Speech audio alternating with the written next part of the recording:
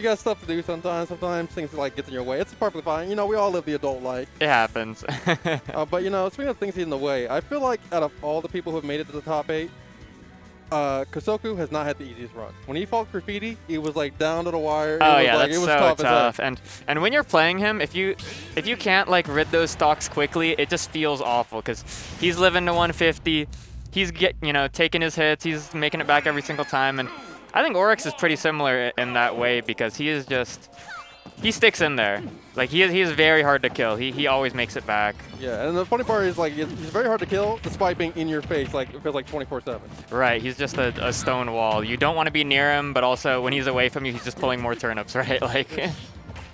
Yeah, and the interesting thing that I feel like we should definitely bring up here is that, you know, we see Kosoku playing Sheik. You know, we know his Mario is like one of the tougher characters out there.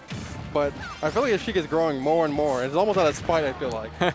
Yeah, so he's been just playing solo Sheik just to get the experience. And he told me as of like this Shockwave, he's been ready to use the P2, use the Mario again, you know, see how far he can make it in these brackets. But he just hasn't had an opportunity to use him yet, I think. Oh my goodness. You know, I was talking about Kosoku Sheik, and then all of a sudden Kosoku Sheik would start getting the hands in the butt from Peach. It's so tough because, especially as a character like Sheik, where you constantly have to be getting up in Peach's grill, like you do not win these trades ever, and it is so hard to get an advantage on this character. Yeah, especially for amazing float and that back air too. My goodness gracious. Yeah, she just has plenty of nice ways to kill between fair, back air, neutral air. She's killing you with an easy to land move. Oh! Oh, and the force smash, not killing at the ledge, but was really, really close. I think that might have took the jump, I want to say. Yeah, and he had to use the side B to come back. He was not ready for it, though.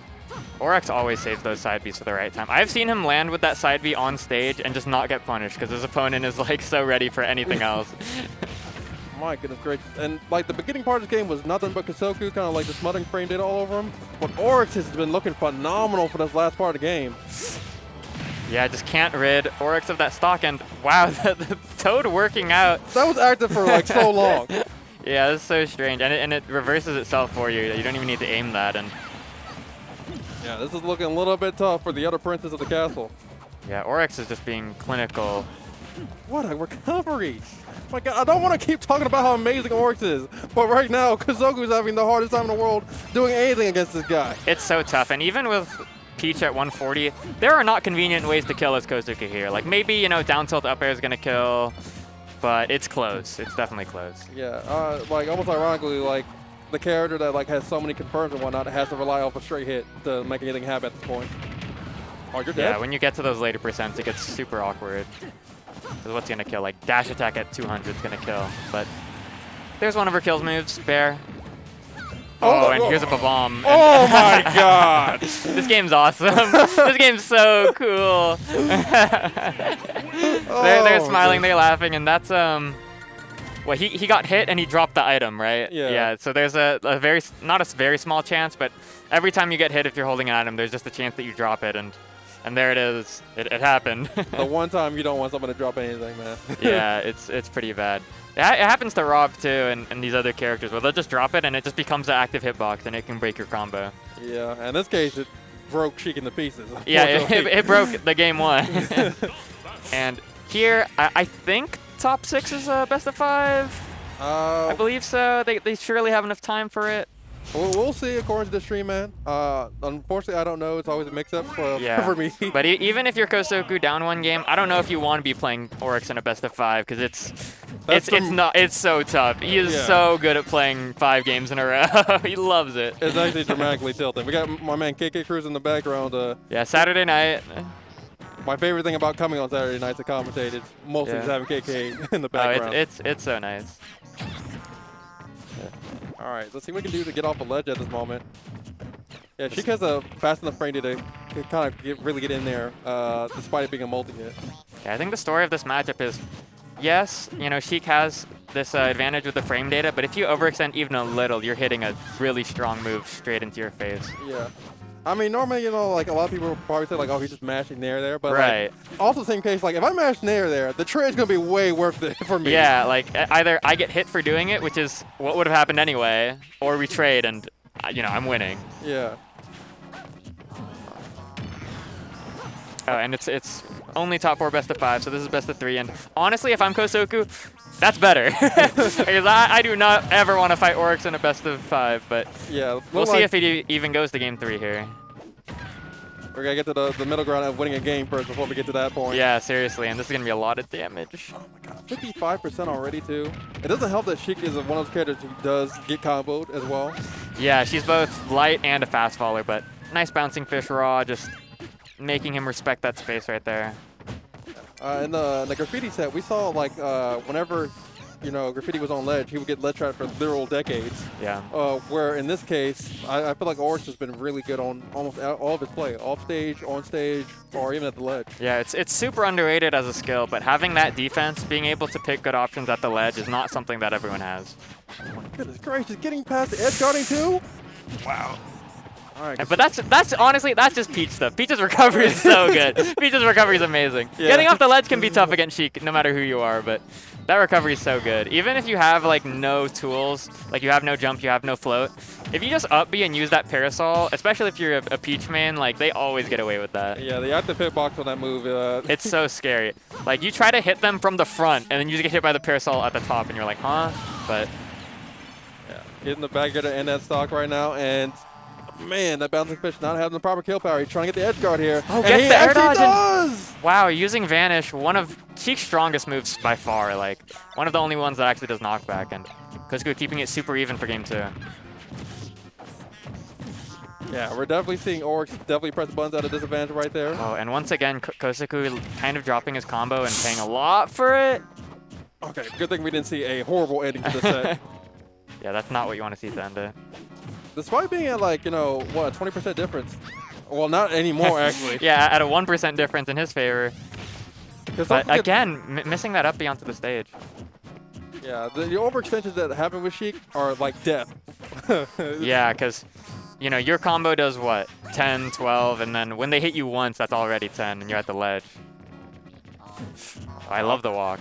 Yeah, I love the walk to kind of influence you to like roll or not to roll, actually. Yeah, and again, just a slight overextension and then eating an out-of-shield option. Oh, no confirm off of that, actually. And I'm surprised Oryx grabbed there. It looks really ambiguous where he was at. This is looking tough for Kosoku, but he's one confirm off the Smashville platform away, right? That's true. Oh, and there's that F-tilt he's looking for. F-tilt up air. Oryx is amazing at the tomahawk grabs. How to get off the ledge versus Peach. The roll brave there. roll, bravest roll. He was ready to die for that roll, but it works out. And the Needles into up up smash! And